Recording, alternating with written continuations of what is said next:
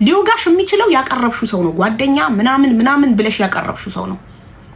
እኔ አክብሬያቸው ቤቴ ገዝታ አስገብቻቸው ያመሰግንኳቸው ያደነቅኳቸው ያደነቁኝ ምናምን ሰዎች ናቸው። አጸያፊ ስድብ ከነ ልጆቼ ከነ ባሌ ከነ እናቴ ከነ አባቴ ምናምን እየሰደቡኝ ያሉት እባብ የሆናችሁ ሰዎች እቤቴ ገብታችሁ አድንቃችሁ እየገባችሁ በየቤቱ የምታሙኝ ሰዎች ጅል አይደለሁም።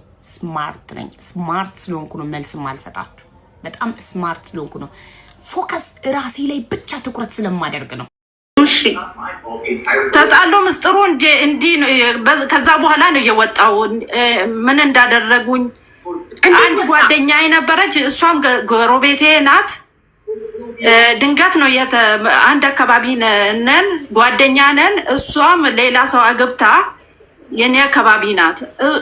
የሷ ሰራተኛ ከሷ ሰራተኛ ነው የተማረችው። ለጓደኛዬም እየሰጠች ነበር። ጓደኛዋ ማለት ነው። ጎረቤት ነን። ጓደኛዬ ድንገት ነው እኔ አግብቼ ከኖርኩ በኋላ መታ እሷም እኔ ጎረቤት ገባች አግብታ ማለት ነው። መጀመሪያ የምታውቀው በመድኃኒቱን የምታውቀው የእሷ ቤት ያለችው ነው። እነሱ ደግሞ ጓደኛማ ያንቺ ጓደኛ አንቺ አግብተሽ ከገባሽ በኋላ ጓደኛሽ አግብታ መታ ተከራየች ጎረቤትሽ። አዎ ከዛ የጓደኛሽ ሰራተኛ ከጓደኛሽ ባል ጋር ስትማግጥ እሷን የምታስተኛበት የእንቅልፍ ቴዲን የምትጠቀመውን ለአንቺ ሰራተኛ አስተማረችው። ዋው አሁን እሷ አላወቅ እስካሁን አልሰማችም። እስካሁን አንቺ እንዴት እንደሰማሽ ንገሪን። መጀመሪያ ተደባደቡ፣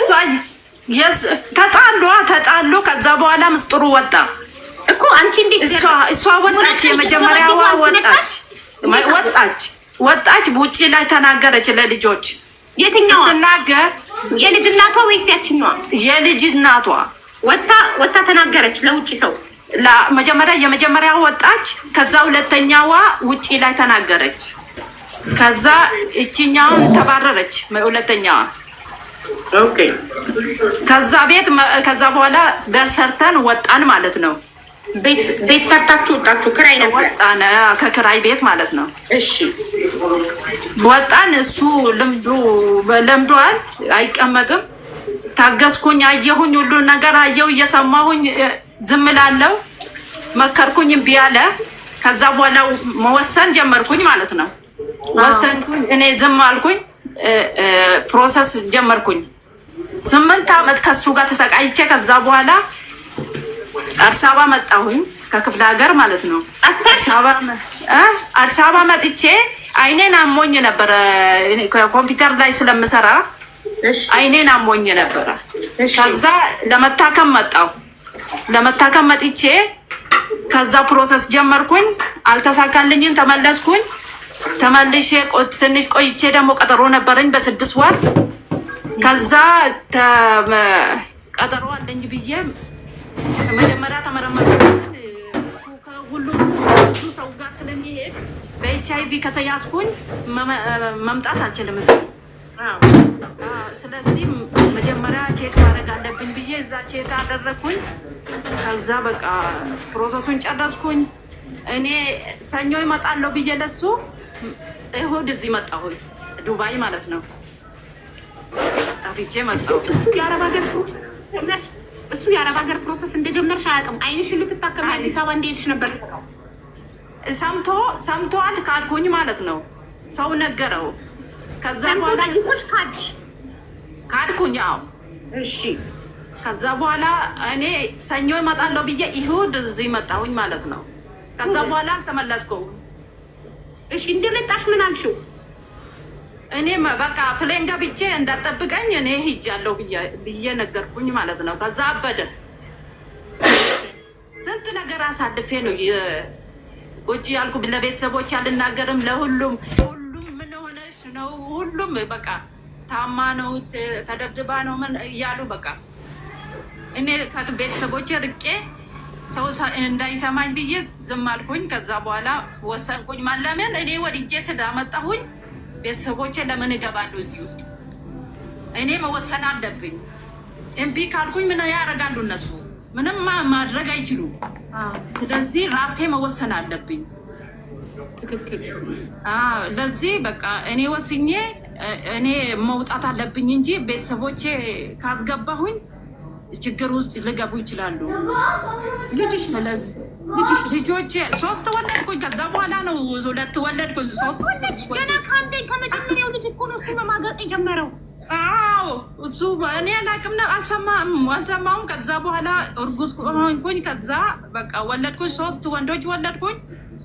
ትቼ ወጣሁ። ሰራተኛዬ አለች፣ ለእሷ ሰጥቼ ወጣሁኝ። ነገርኳት። ከዛ በቃ ሰማች፣ ዝም ብላ ተቀመጠች። ከዚህ ሰርቼ እየላኩላት በቃ እሷ እያሳደገች ነው። አሁን 7 ዓመት ጨርሼ 8 ዓመት ላይ ነኝ።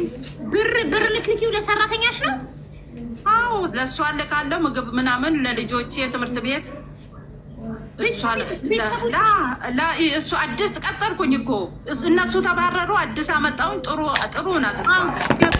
ሁሉም መጥፎ ሊሆን አይችልም። ጥሩ ሰዎች አሉ። ግን ቤተሰብ ያለሽ ማን ይቆጣጠራል? ለቤተሰብ ደግሞ አይሄዱም። ትንሽ ይርቃል ማለት ሰራተኛሽ ገንዘቡን በትክክል እንደምታበላቸው በትክክል ሁሉ ነገር እንደምታረጋላቸው ማን ይቆጣጠራታል? ማን ያይልሻል? አብሬ ኑር ያለው አውቃታለሁ። ከኔ በላይ ናት። በጣም ቆንጆ፣ በጣም አሪፍ ናት እሷ። እንደ እናት በቃ እና እንዲህ ናት። በቃ ትቼ መጣሁኝ። አሁን እስካሁን አሉ። አሁን 7 ዓመት ጨርሼ 8 ዓመት ከሀገር ከወጣሽ? አዎ አልተመለስኩም። በቃ እሱ ሳገባ እምቢ አለ። እሱም አላገባም። እኔም እዚህ ነኝ ያለሁት። እኔ ልገባ ነበረ ቪዛ ለማሰራት ሞክሬ ነበረ። ሰው በላኝ። የት ሀገር ነው ያለሽው? ዱባይ። ጠፍተሽ ነው የምትሰሪው? ከዛ አልሆነልኝም ስመጣ ማለት ነው። ከዛ ጠፋሁኝ። እቅርታ ስመጣ ደግሞ አንድ ሰው ብር በላኝ ማለት ነው። ኢቃማ ልታሰሪ ብለሽ አዎ። እሺ ግን ማለት ነው አንቺ አሁን 7 ዓመት ሙሉ የሰራሽበት ብር ለልጆችሽ በሰራተኛ ነው የምትልኪው። ሌላ ግን ለራስሽ በጎን የምታጠራቅሚው ገንዘብ አለ? ለመሬት ገዝቻለሁ። አንዳንድ ነገሮችን እያስተካከልኩ ነው። መሬት በማን ስም ነው የገዛሽው? በእህቴ። ኦኬ አንቺ በእህትሽ ስም ጎበዝ። ምክንያቱም እህትሽን ታምኛታለሽ። አዎ እነሱ ቢበሉ ይሻለኛል ከሱ። በእርግጥ እውነትሽን ነው። ግን ከሱ ጋር ባለትዳር ስለሆንሽ ህጋዊ ጋብቻ ስላላችሁ ጋብቻ ሳታፈርሺ ስለሆነ የጠፋሽው ከሀገር አሁን አንቺ በ7 ዓመት ውስጥ ከምታፈሪው እያንዳንዱ ነገር በስምሽ ከሆነ ይካፈላል። እንኳንም በእህትሽ ስም ይካፈላል። አዎ ለዚህ ነው። ግን ለመጀመሪያ ጊዜ ባልሽ እየማገጠ እንደሆነ ያወቅሽው ስንት ልጆች ከወለድሽ በኋላ ነው? እውነት 2 ልጅ 2። እሺ ታዲያ ከሚማገጥ ሰው እየማገጠ እንደሆነ እያወቅሽ ለምን 3ኛ ደገምሽ? ለምን ደገምኩ መሰለሽ? መጀመሪያ ስለሆነ ስለሱ ብቻ ነው የሚያስበው። ምንም ነገር በቃ ሌላ ነገር ማሰብ አልችልም። ከዛ 3ኛ ሳልወልድ አረገዝኩኝ ማለት ነው። ሳላቅ አረገዝኩኝ። ከዛ በኋላ ወጣሁኝ፣ አወረድኩኝ ማለት ነው። ከዛ በቃ በድጋሜ ይሄ ቀረ። ከዛ አወረድኩኝ በመሀል ወላ። ከዛ በኋላ ነው 3ኛ በቃ አረገዝኩኝ።